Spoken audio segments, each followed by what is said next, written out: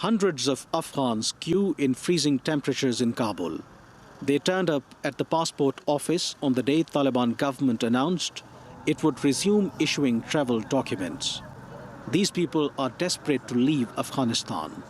And it's exactly what its neighbors want to avoid, an exodus of Afghans fleeing the country's humanitarian crisis. These fears brought the foreign ministers of the Organization of Islamic Cooperation to Islamabad. 23 million people are already facing hunger. Health facilities are overflowing with malnourished children. Some 70% of teachers are not getting paid, and millions of children, Afghanistan's future, are out of school. There was also a message directed at the United States from the Pakistani Prime Minister. The United States specifically, they must de-link the Taliban government from the 40 million Afghan citizens.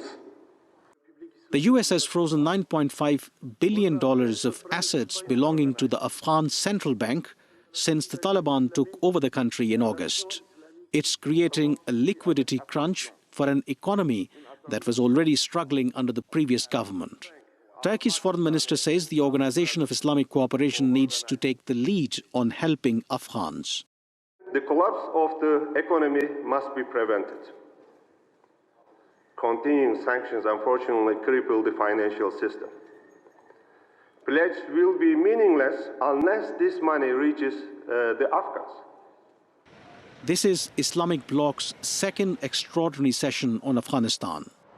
Pakistan hosted the first meeting of the organization's foreign ministers on Afghanistan in 1980.